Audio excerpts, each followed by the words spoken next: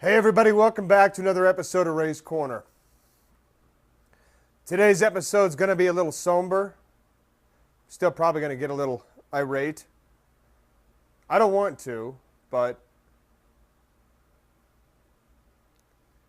it's not... It's one of those things that it's almost in this day and age, you almost can't get your point across unless you do that.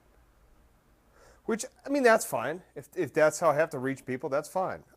I mean, and I'm not reaching people for my own selfish reasons. I'm really not. And I hope you understand that. So let me ask you a question. And this is a global question. So if you're seeing this video and you live somewhere else, this also pertains to you. This isn't just about America. Do you recognize your country? And it doesn't matter what country you live in. Do you recognize the people to the left and right of you? Do you recognize who you are?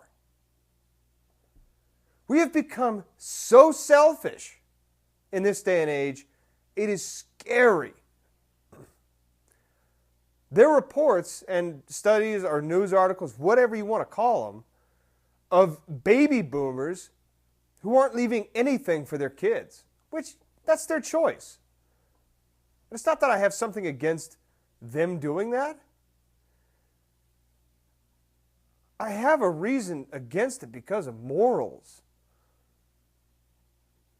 I hope 30 years from now, if this video is still somewhere, I look back on this video and say, you know, I'm proud of what I did. Because I'm going to try and do the best for my son or daughter. To do right by them. To do right by my neighbor. And I don't care if you're religious or not religious. That's your choice. But holy cow, how far have we come in that arena? You'll hear me talk about ancient aliens and the polytheistic versions of the Torah, the Epic of Gilgamesh, the Bible, some of the missing books out of there. But it all leads up to one thing. We don't know. We don't have a clue. You can't say one way or the other if a higher power exists or not. But there is one thing that you must have. You must be, in some sort of way, for lack of a better term, God-fearing. You have to have a moral compass, something that tells you what's wrong or what's right.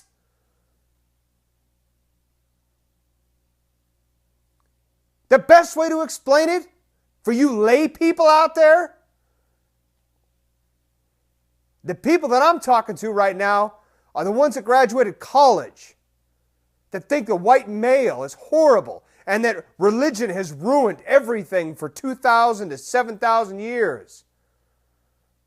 You need to have the attitude of a farmer. You need to realize what those men and women do. The heart of a soldier after he's seen his friends get killed in combat. An infantryman who's holding a little Afghan kid or Iraqi kid's hands. Because it's people like you that denounce religion at all costs who do not have that moral compass. And if you say, oh, well, I do. Are you sure? If you're left-leaning, you've probably said the words, screw Chick-fil-A. Well, that's not very neighborly of you. The reason I bring the analogy of a farmer up is because in Steve Harvey's speech, he says, in the eighth day, God made a farmer. And it's not necessarily that he means, well, he does mean that God made a farmer because he was religious. But he also meant something different. He meant farmers have a hard job. Farmers and ranchers, they have a hard job. At least, especially, they used to. You know, you'd have to be strong, but you'd also have to be gentle. I can't tell you how many times in the past 2 months I've held a chicken dying, and I knew it was going to die. But does that mean that I have to let it go and just throw it on the ground and say, he's dead? Because I guarantee you, you people would do that to Bush, wouldn't you? Look within yourself. Understand who you are.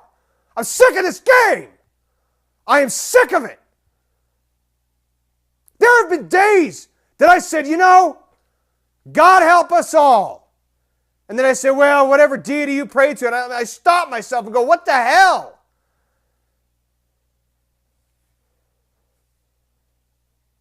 Because I have to be politically correct in the way that I think now. Because you people have gone so far.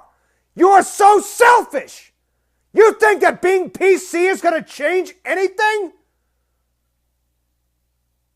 For the better? It has. It has ruined a global society. Oh, Christians, you better be PC. You might offend the Muslims. As they behead soldiers in London on the city street. Is that your tolerance? Your politically correctness? The world is not PC. It never will be, and it never has been. Except since maybe 1991 to now. I'm really trying to stay out of politics. Unfortunately, there are too many examples where some of these people want you to be PC, and then they'll turn around and do something absolutely horrendous.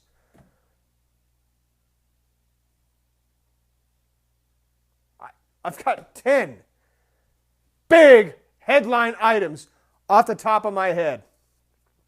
And I've watched people on the left try and justify it. Some things the right has done, people on the right have tried to justify it. But really, what does it matter? Who are you and where are you? What are you doing for your fellow neighbor? And yeah, I mean that guy in the apartment next to you. That guy whose driveway sits next to yours. The people whose kids go to the same school you do. Your kids go to. Do something for your fellow man. You go to Greece. You go to the Balkan states. You go to Russia. Used to be here. You go anywhere around the world. And family is tight. Not even just blood, but friends. Nothing gets through that. And what's happened today? Brothers that don't talk to each other for years at a time. People that don't talk to their parents. Some justifications might be okay, but for the most part, no, they're not. Used to be you go to a barbecue and it would be a potluck of everybody's stuff and food that they would give to friends. Go to a barbecue today and it's not that way. If you even still have barbecues. A lot of people just invite their close circle of friends and say, shove off everybody else. You need to be more like a farmer. To be able to hold a life in your hands knowing that it's going to die, no matter what. And soldiers have already done this. They're still doing it today on the battlefield. Farmers and ranchers all over the country and the world are doing this tonight. Especially right now. We're getting into spring calving. They'll be holding a brand new baby calf and watch it die. For whatever reason, there's about 100 of them. They know it's going to die, but they still stay by their side. Soldiers on a medevac helicopter. The combat medic knows he's going to die. He has injuries unsustainable to life. And he still holds his hand and still stays by him. Why does he do that? Because he's being good to his fellow man. And this is one of those situations where I feel, even my own mind, trying to be politically correct. Fellow man or woman. You get the gist of it. I've lost a lot of friends, more than I should have, more than most people I have my age. I've learned a lot. You need to find what's right and wrong. I've done a lot of wrong things. I am no shining example, but I've also learned from a lot of them. And the pain that I've gone through is I wouldn't wish that on my worst enemy. Some of the things that happened to me were justified, some weren't. But it's not about me. When I signed up for the military, it was selfish because I was thinking about myself. 6 months later, it wasn't about me anymore. That's why it's called selfless service. You reach a point where you're not doing it for you anymore. And so a lot of men join the military with that in mind. It's not for them, it's for their family. They have nowhere else to go. But they say, I can't lay down. I'm not going to accept welfare. I'll join the military. I'll do the right thing. Go for the right cause. When I joined, I knew it was for the right cause. I wanted to learn a skill set and get college benefits. But it ended up being something way more than that. It's a brotherhood. And it should be always treated as such. I would gladly fight again. And I would die. For my friends, my family, and the culture, for the most part, that we have today.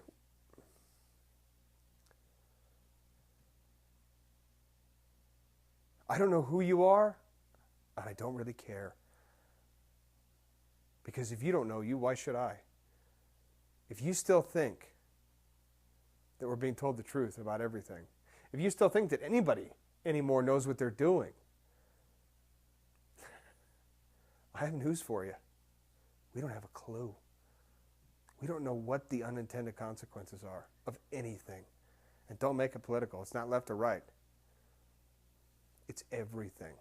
Name a subject, and I will tell you how we don't have a clue where we're going. We might understand bits and pieces. We might be able to put a puzzle together, but we can't see the whole picture. We don't have all the pieces. We don't have all the information and all the facts. Whether it's from science and astronomy to quantum physics to God to religion to politics to which political ideology suits everyone and creates a better society. We don't know. So for now, I don't know what's coming. I'm not a fearmonger. I'm not going to tell you scary things. Well, I guess somewhat scary. Look, all I know is this. There are about 1 million different moving pieces right now, and we don't know which shoe's going to drop. We don't have a clue. Everything might stay like this. It might get worse. It might get better. All I know is the path that we're on and the path we've seen in the past decade to 100 years, it's not right in any way. It's not right. And you may think we live in a decent society, but you really need to take another look. Largest prison population in the world we have here. The world. Remember, China's got 1.7 billion people. India's at 1.6. Little country of 350 million. And we have the largest prison population? We don't have morals anymore. And I'm really of the mindset, if you can't find a moral compass, then you need God, my friend. You need to go to church.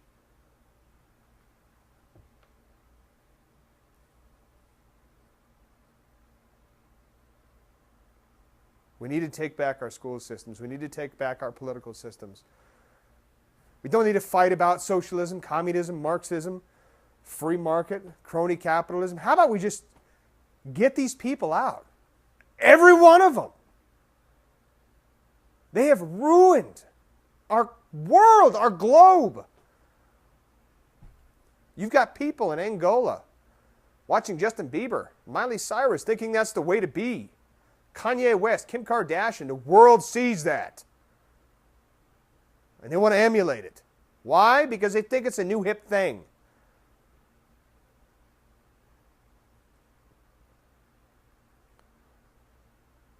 I'm sad and I am scared. Not for me. I don't care what happens to me. I really don't. I'm a hot rodder. I know that I could go jump in a car right now, drive 90 miles an hour because it's awesome. Somebody cuts out in front of me being a moron, and I die in a fireball. James Dean knew it. And I know it as well. Got a shifter cart sitting in the garage that does 125 miles an hour, an inch from the pavement. If I do a header on that and hit a barrel, I'm done. Telephone pole, fence post, whatever. It's not about me. I don't do these videos for me. I can go stand in the shower and have this conversation. I do this so somebody else can at least wake up a little bit. Ever since I was a kid, I remember thinking, this isn't right. This is not right. This is not what's supposed to happen. Why do we have to do all this just to get this result? You can't be telling me that people for thousands of years and millennia did this. So why the heck do we have to do it? I want you to start changing the way you think. And I think just about everybody needs to start having the same thought process I did as a kid. Why? Why? Ask that question every time you do something. Whether you're talking to your financial liar, your tax person, everybody ask why. Ask, am I doing the right thing? Will this affect anybody else? Am I being a good man? Am I being like the farmer or like the soldier? Do I have honor? Do I have pride? Can I look at myself in the mirror and like myself? Because at the end of the day, you do. You have to look at yourself in the mirror. And if you don't like what you see, maybe you should change course. And this last little bit especially goes to my friends on the left. Some on the right, if you're a racist prick, you probably should stop that. If you're on the left and you think you're righteous, you think you're doing things for a good cause, you'd better wake up and realize that nothing your cause has done has ever helped. Ever. I mean ever. Some organizations like the ASPCA have done some decent things. Some environmental protection stuff has helped, but there has been far more that has hurt. People have to wake up on their own. No matter what arena they come from. It has to come from within themselves. If you have to use a Socratic method, fine. Do it.